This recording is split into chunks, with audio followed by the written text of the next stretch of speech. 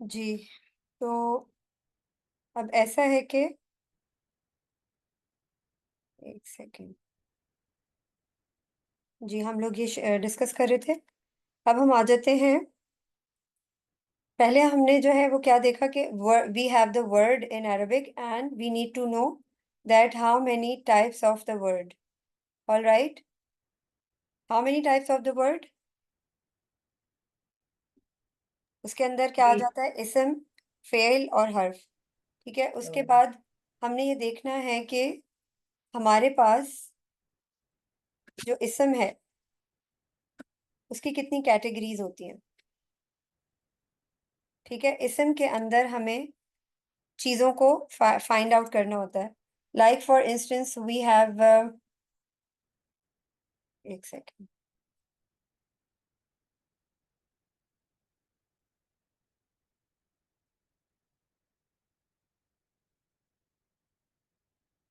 इस्म के अंदर हमें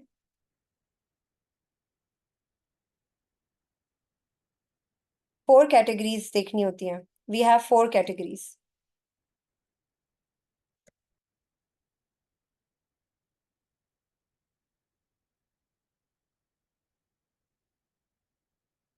फर्स्ट कैटेगरी क्या है हमारे पास? स्टेटस। सेकंड कैटेगरी है हमारे पास जेंडर। थर्ड कैटेगरी है number and fourth one is type.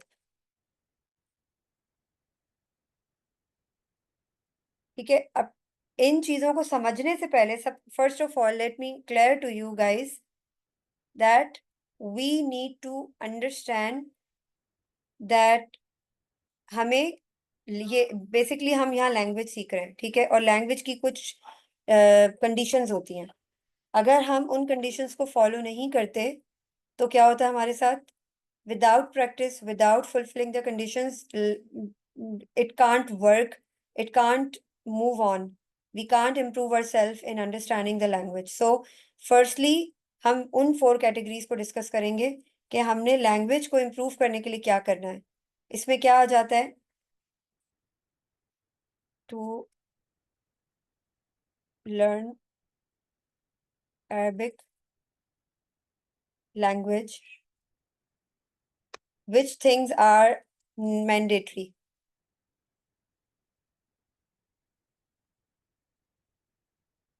ठीक है, मैंडेटरी थिंग्स क्या है हमारे पास? फर्स्ट है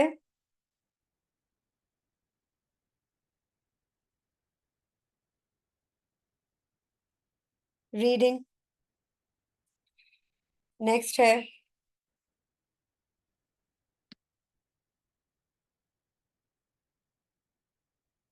लिसनिंग। देन है स्पीकिंग एंड राइटिंग। अब इसमें से आप मुझे मुझे कौन बताएगा कि द मोस्ट 2 इम्पोर्टेंट कैटेगरीज कौन सी हैं for improving towards any language? First two, reading and listening. Exactly, reading and listening. कैसे?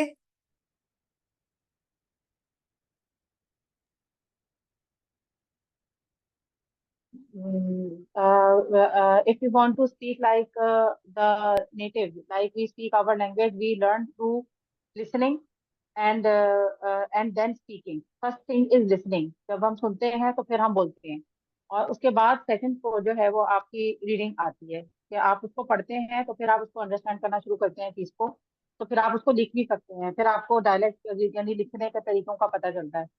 तो इसलिए स्पीकिंग भी आपकी मतलब से थर्ड नंबर पे स्पीकिंग है, लेकिन फर्स्ट नंबर पे लिसनिंग है।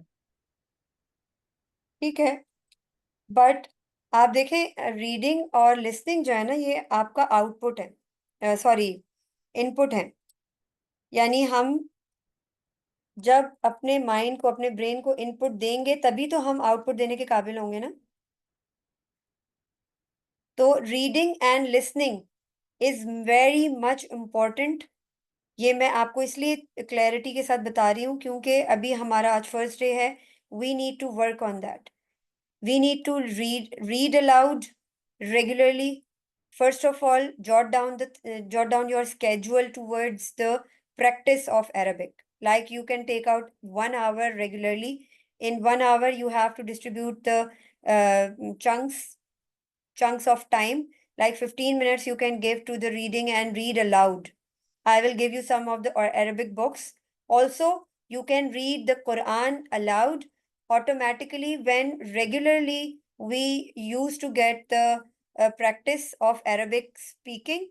Automatically, our language is our mouth and our brain would get the familiarity towards understanding. Like for instance, if we will read aloud and if we will listen, हम जब सुनते रहते हैं और read aloud करते हैं ना, ऑटोमेटिकली हमारा ब्रेन जो है ना वो रीवायरिंग कर रहा होता है.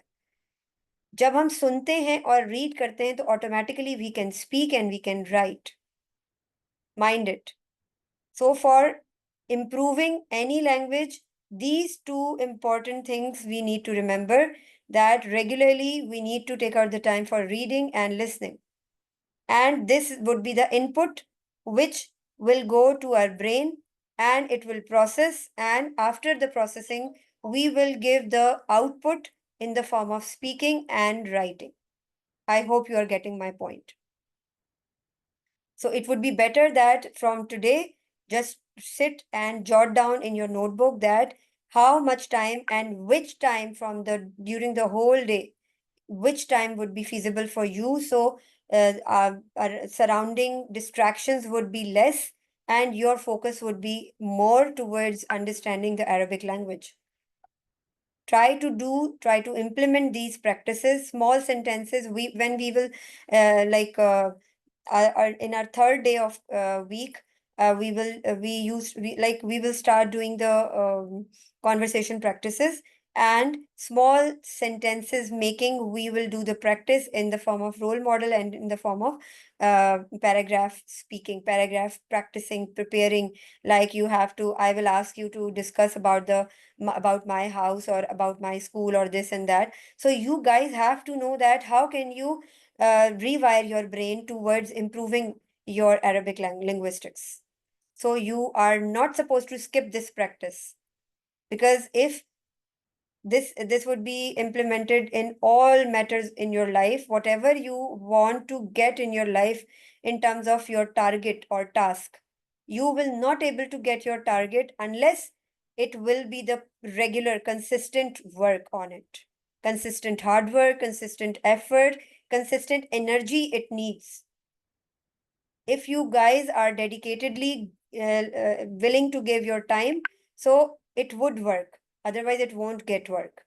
So try to understand this is the mandatory, these are the mandatory things to learn Arabic language. And you have to start working on reading and listening, and then automatically, gradually and simultaneously, it will be the process you will start after starting reading and listening, start speaking and writing and these kind of things. In terms of home task, I will give you the writing task as well, but we need to understand that how can we move on towards improvement. All right. So now let me tell you the 4 categories of the ism.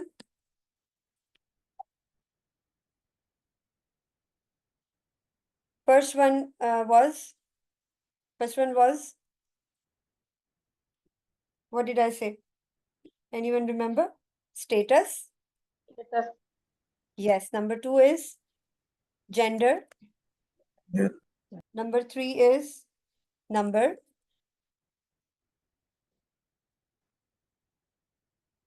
And number 4 is type. Like in ism, we have the 4 categories of the ism. And these are called status, gender, number, type. For instance, I have the word. अच्छा, basically, let me give you the idea about that. Status क्या होता है? जिसके अंदर हमने देखना होता है कि एराब क्या लगे हुए हैं. हमने एराब देखने होते हैं basically. Let me try.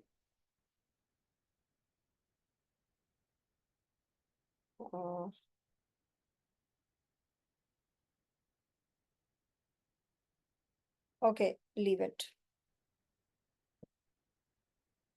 इसमें आप ये देख लें कि एराब हमने we have to we need to see that which kind of Arab are there, like Rafa, Nasab and Jar. Do you remember that Muslimun, Musliman, Muslimin chart? Naveen, do you know about it? Yes? Okay, that's great. Okay, here we can let me tell you about that. Status के बारे में हम पहले बात कर लेते हैं. In status, we have the subject and object.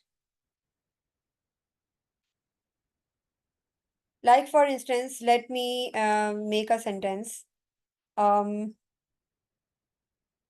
Sarah is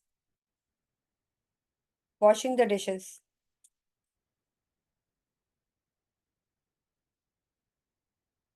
Okay. In this sentence, who will tell me what is the subject and what is the object?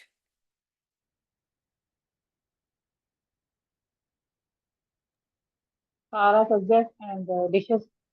The Sarah is subject. Okay. And dishes is the object. dishes are object. All right. Perfect. So likewise, हमने क्या करना होता है, हमारा ऊ का sound जो है ना, ऊ यानी पेश, इसको दम्मा भी कहते हैं और इसको रफा भी कहते हैं और इसको मरफू भी कहते हैं. एक सेकंड.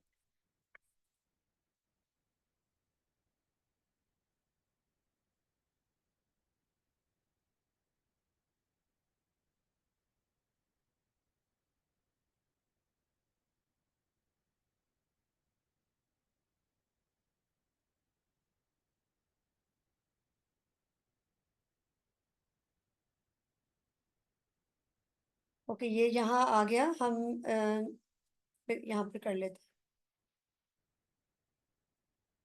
मरफू, रफा,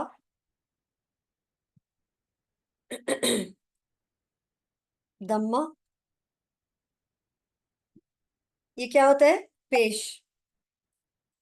चाहे वो डबल डबल तनवीन के साथ हो या सिंगल पेश के साथ हो. तो ये क्या होता है? ये बेसिकली डूअर होता है. क्या होता है? सब्जेक्ट. यस, आवाज आ रही है मेरी? जी आ रही है. अच्छा, ये रफा जी. और मरफू दोनों पेश को कहते हैं हम, या दो पेश को कहते हैं, या ये दमा हम पेश को कहते हैं? नहीं, देखें, रफा, मरफू, दम्मा, ये सब एक ही को कहते हैं. इसी वजह से मैंने ये ऑब्लिक डाल के मैंने यहाँ लिखा है. वी नीड टू यानी अंडरस्टैंड. ऐसा तो नहीं कि ये पेश वाला जो वर्ड है उसको हम रफा मतलब मरफू कहते हैं, पेश वाले वर्ड को कुछ और कहते हैं?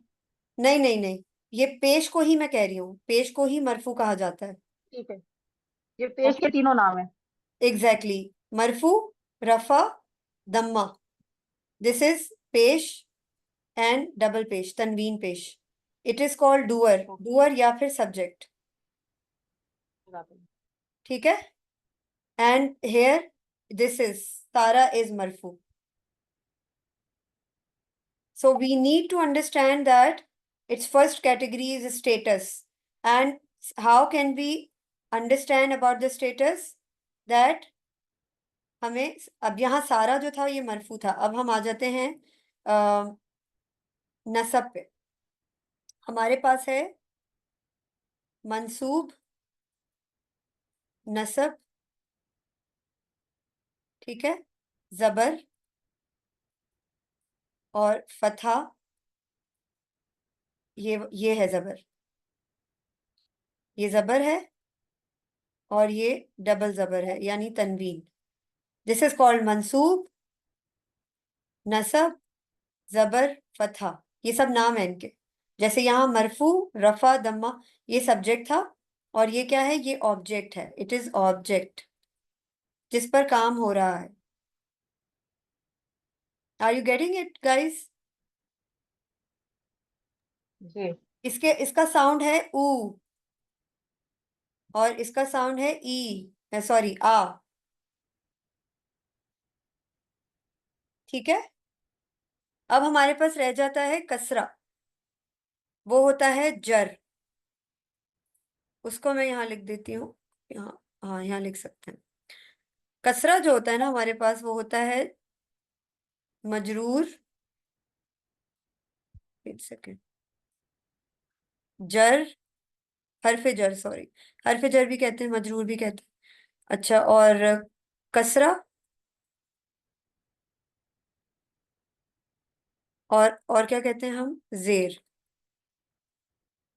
जैसे अब हम यहाँ पर इसको एक जेर बनाएंगे और डबल जेर। ये सब चीजें जो है ना, ये एक ही उसमें कैटेगरी में आती हैं। We need to understand. ये मैंने सारे इसलिए आपको लिख कर दे दिए हैं कि ये हमें पता होना चाहिए, ये सब एक ही चीज के नाम है, और ये अलग कैटेगरी है। और इसका साउंड, जर का साउंड क्या होता है, ई।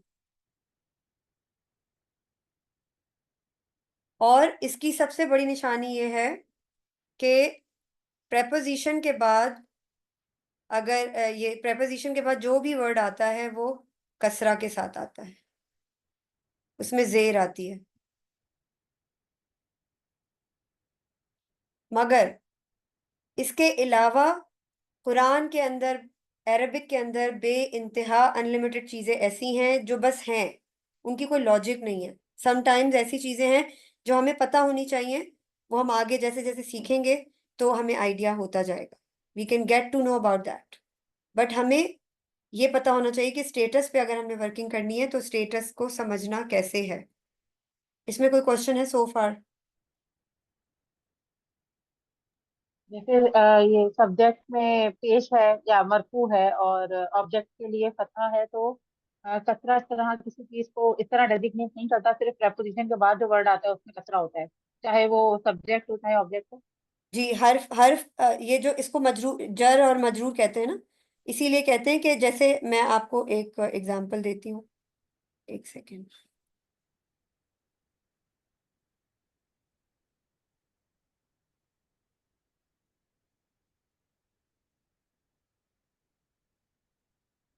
ओके, जैसे कि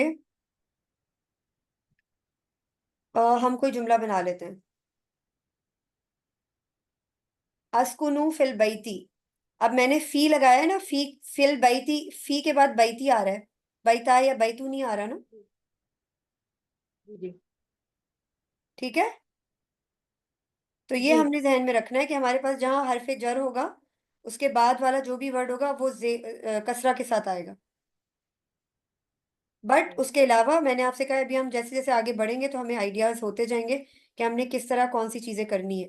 मैं आप लोगों के साथ जो है ना वो डेली बेसिस पे मटेरियल भी शेयर करूंगी इंशाल्लाह, ताकि आप लोगों के लिए समझने में आसानी रहे। बट आज का जो हमने सो फार जितना भी अंडरस्टैंडिंग वाला चीजें की हैं, वो मुझे ज़रूर बताइएगा कि इसमें कोई इशू तो नहीं है। कल हम दोबारा, हमारी क्लास होगी, नवीन हमारे साथ शायद नहीं है। हमारी क्लास जो है ना वो मंडे, वेनेसडे एंड फ्राइडे हुआ करेगी। बट जैसे कि आप लोगों को मालूम है, कमिंग वीक में ईद आ रही है, तो on Thursday I will be on travelling. So that's why हमारी आज भी क्लास है, कल भी, और वेनेसडे को भी, ताकि हमारी कोई क्लास मिस ना हो। Is there any issue? किसी को कोई इशू तो नहीं है? जी Zainab. No no, it's fine, it's fine. All right, so far हम इसको यहीं पर एंड करते हैं। आप लोग का कोई भी क्वेश्चन है तो please do let me know, otherwise फिर हम इसको रैप अप करते हैं ताकि आपको ये डाइजेस्ट हो जाए, आप लोग इजीली इसको कर सके। तो प्लीज़ मुझे ज़रूर बताएं कि इसमें से कोई चीज़ ऐसी हो जो समझ ना आई हो। इसको मैं इरेज कर दूं? और आपने सारी चीजें एक्सप्लेन कर दी हैं अल्हम्दुलिल्लाह। जो चीजें थी मैंने तो पूछ नहीं, साथ साथ ही बाकी लोग अब अपना आउटपुट दें। तो जी मैं रही सुमेर, हैं हमारे साथ। जी आपका कोई क्वेश्चन है? नवीन, आई थिंक शी लेफ्ट। सो फar कोई क्वेश्चन नहीं है किसी का? आप लोग को ये डिफिकल्ट तो नहीं लगा प्रोसेस? मैं चाह रही थी कि बेसिक से लेकर चलूं ताकि आप लोग को थोड़ी अंडरस्टैंडिंग डेवलप हो। पहले भी अल्हम्दुलिल्लाह, मगर क्लैरिटी बहुत ज़रूरी है। So I tried my level best to make yourself understand that all of the things would be the clarity to going through all of the things. So Zainab and Sumaira, please let me know. Yes, it's okay. अच्छा, ये आपने types of Arabic language जो बताई थी शुरू में ना, बिल्कुल स्टार्ट में, तो स्पोकन में जो आपने कहा था कि वो जो नेटिव बोलते हैं हम उसको स्पोकन में लाते हैं, तो उसमें डायलेक्ट्स भी आ जाते हैं, जो डिफरेंट डायलेक्ट्स होते हैं, जैसे हाँ उर्दू के डिफरेंट डायलेक्ट्स हैं, वैसे ही स्पोकन में ही आ जाते हैं वो भी। जी एग्जैक्टली exactly, आप देखें ना कि अरबिक मिस्र में भी बोली जाती है, वो इजिप्शियन अरबिक होती है। इसी तरह जॉर्डन में बोली जाती है, डिफरेंट कंट्रीज में। मगर जो एक स्टैंडर्ड सऊदी अरबिक है वो डिफरेंट है। अब आप देखें कितने ऐसे वर्ड्स हैं जो इजिप्शियंस ने अपने डाले हुए हैं बीच में। सो बीच में डिफरेंट डायलेक्ट्स आ जाते हैं ना। वी नीड जी टू जी जी जी, ये फोकस वैसे ऑन भी द हर स्टैंडर्ड। लैंग्वेज में होता है। सॉरी। जी। मतलब ये जनरल लैंग्वेजेस के साथ यही इशू है हर जगह पे, चाहे इंग्लिश हो उर्दू हो, यहाँ पे पंजाबी बोल देख लें आप, तो कोई भी लैंग्वेज ले लें, चाहे रीजनल हो चाहे वो नेशनल लैंग्वेजेस हो, उनमें यही होता है। तो हम जो पढ़ेंगे वो हम स्टैंडर्ड पढ़ेंगे। हमारी जो है वो सऊदी लैंग्वेज होगी, सऊदी अरबिक क्लासिकल। जो लैंग्वेज है वो हमें कुरान से जोड़ेगी। क्लासिकल अभी जो हम ये ग्रामेटिकल चीजें करें ये सब हमें कुरान की तरफ लेकर जाएंगे इंशाल्लाह। और साथ साथ हम जब कॉन्वर्सेशन के ऊपर भी काम कर रहे होंगे तो फिर हमें ना चीजें रिलेट करना आसान होगा हमारे लिए। ठीक है। जी जी। Thank you. Okay then. जज़ाकल्लाह खैर। जी इंशाल्लाह। फिर हम कल इसको लेते हैं, देखते हैं आगे इंशाल्लाह बढ़ते हैं। और सो फार मैं कोशिश करूंगी कि आज नहीं तो हमारा वेनेसडे तक हमारी क्लासेस है ना, तो उसके बाद के लिए मैं जो हमारा रेस्ट ऑफ द वीक होगा उसके लिए I will assign you some task which you guys have to do. और जैनब नेक्स्ट वीक फ्री? जी जी बोले। जी जी, बोले आप। मैं कह रही थी कि नेक्स्ट वीक फ्री है या फिर नेक्स्ट वीक क्लासेस होंगी? नहीं नहीं, ईद की छुट्टियां होंगी, बस वो देख लेंगे। आप लोगों की फिजिबिलिटी में मालूम कर लूंगी कि आप लोग जो है वो किस दिन से स्टार्ट करना चाहते हैं। So I don't have any issue. Okay. Okay okay, जी आप बोलें एंड क्या करें। also, Nida, maybe Nida won't join us due to her वो जो उनका कोर्स चल रहा है इस वजह से। So I would recommend that you, Naveen and Sumera, आप तीनों प्रैक्टिस जरूर करें। हफ्ते में जो जैनब 2 क्लासेस आप लोग प्रैक्टिस की करते थे ना, सेशन करते थे थोड़ा सा, वो जरूरी है। बिकॉज रेगुलर प्रैक्टिस नहीं होगी तो no use of it to take the classes and this and that. So practice makes the man perfect and practice is mandatory for sure. All right. Practice practice book से करें या फिर जो है वो, क्योंकि मैं निदा बुक से मोस्टली करते थे, या फिर हम पुराने सबक जी जो जी, है वो पढ़ लेते थे, तो। I will share the books with you guys. So from books you okay can also do, and also I will share the flyers और कसस नबी जीन की जो वीडियोस मैं अभी डाल रही हूँ अपने चैनल पे। आप वहाँ पे जाके कसस नबी जीन की रेगुलर लेसन जरूर देखें। सुमेरा आप भी देखें और जैनब आप भी। उसमें मैंने वर्ड बाय वर्ड ट्रांसलेशन किया हुआ है, तो आप लोग को काफी अंडरस्टैंडिंग होगी उसको समझने में। And I will also send चलो। You the books so you guys can easily do the practice. Okay. Okay, thank you. इंशाल्लाह। इंशाल्लाह। Okay, take care of your self. इंशाल्लाह फिर हमारी कल नेक्स्ट लेसन हम करेंगे। जजाकल्ला खैर। अस्सलाम वालेकुम व रहमतुल्लाहि व बरकातुहू। वालेकुम अस्सलाम। वरहमतुल्लाह।